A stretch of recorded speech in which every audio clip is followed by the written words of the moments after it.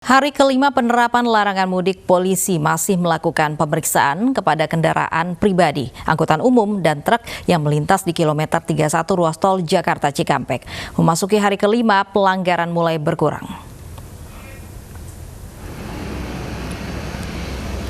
Hari kelima pasca penerapan larangan mudik 2020 di KM 31 ruas tol Jakarta Cikampek menunjukkan angka pelanggaran yang menurun jika dibandingkan dengan hari sebelumnya. Tercatat memasuki hari kelima, jumlah kendaraan yang melanggar sebanyak 400 dan mayoritas diantaranya adalah kendaraan pribadi. Petugas melakukan pemeriksaan rutin di KM 31 ruas tol Jakarta Cikampek selama 24 jam hingga tanggal 31 Mei 2020 mendatang.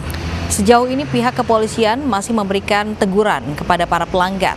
Namun mulai 7 Mei mendatang, para pemudik yang nekat melanggar aturan, sanksi hukum akan berlaku sesuai Undang-Undang Nomor 6 Tahun 2018 tentang karantina kesehatan pasal 93 dengan denda maksimal Rp100 juta dan hukuman 1 tahun penjara.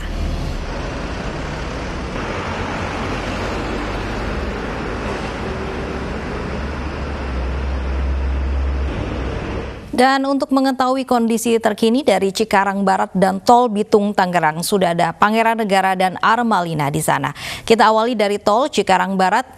Ada Pangeran. Pangeran, bagaimana situasi larangan mudik di hari kelima di titik pantau kepolisian? Lovi, semakin hari nampaknya kesadaran masyarakat untuk mematuhi aturan larangan mudik tahun ini nampaknya semakin terlihat.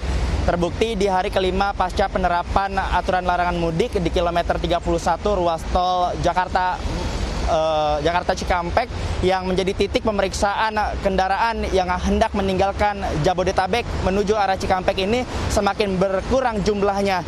Tercatat di hari pertama jumlah pelanggar ini mencapai lebih dari 1.000 kendaraan, namun di hari kelima menurut data terakhir yang kami dapatkan jumlah kendaraan yang baru melakukan pelanggaran di hari ini saja baru sekitar 67 kendaraan saja. Artinya memang ada penurunan jumlah pelanggaran yang terjadi di kilometer 31 ruas tol Jakarta Cikampek. Menurunnya jumlah pelanggaran yang terjadi di jalan tol Jakarta Cikampek ini tentunya tidak terlepas dari pemeriksaan kendaraan yang berlaku selama 24 jam oleh pihak aparat kepolisian, sehingga bisa dikatakan bagi masyarakat yang hendak mencuri waktu melakukan perjalanan mudiknya pada malam hari bisa dipastikan kendaraan tersebut pun akan dihentikan dan diperiksa oleh aparat kepolisian. Dan hingga dengan saat ini memang pihak aparat kepolisian masih terus berupaya untuk memilah-milah mana saja kendaraan yang bisa dikategorikan yang akan mudik ataupun tidak akan mudik. Adapun dua indikator sederhana yang dapat digunakan oleh aparat kepolisian untuk menentukan kendaraan yang mudik ataupun tidak mudik. Di antaranya yakni apakah kendaraan tersebut bermuatan penumpang yang lebih banyak dari jumlah kapasitas penumpang yang semestinya, ataupun kendaraan tersebut membawa barang yang berlebih. Apabila didapati jumlah penumpang melebihi kapasitas dan membawa barang berlebih, bisa dipastikan kendaraan tersebut akan diminta untuk memasuki gerbang tol Cikarang Barat 3 untuk kembali nantinya ke arah Jakarta.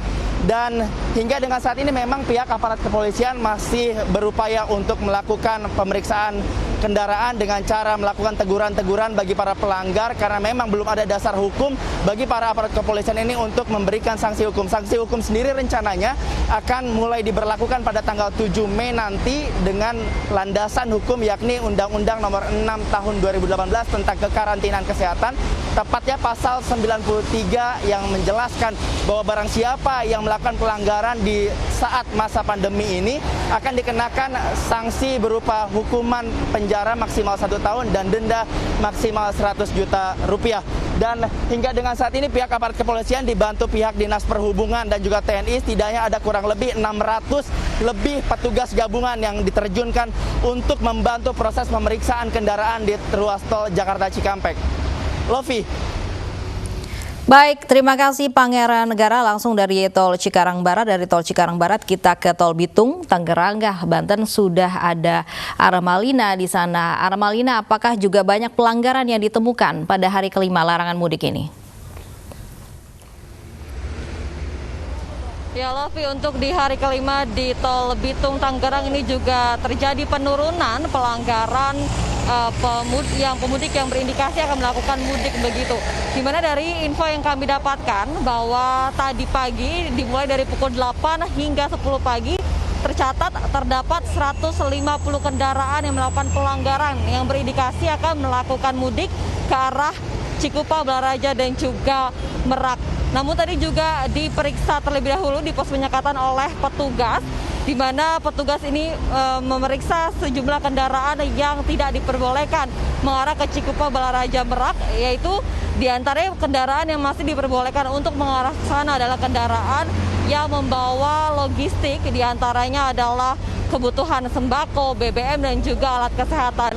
Di mana kendaraan yang ditangkap oleh petugas akan melakukan perjalanan arus mudik ini langsung dialihkan ataupun dipindahkan ke jalur kiri yang mengarah ke pintu gerbang tol Bitung 1 dan langsung diminta untuk putar balik mengarah kembali ke Jakarta. Tadi kami juga sempat bertanya kepada petugas yang berjaga, memang tadi pagi sempat ada penyempitan lajur di arah tol Tangerang Bitung.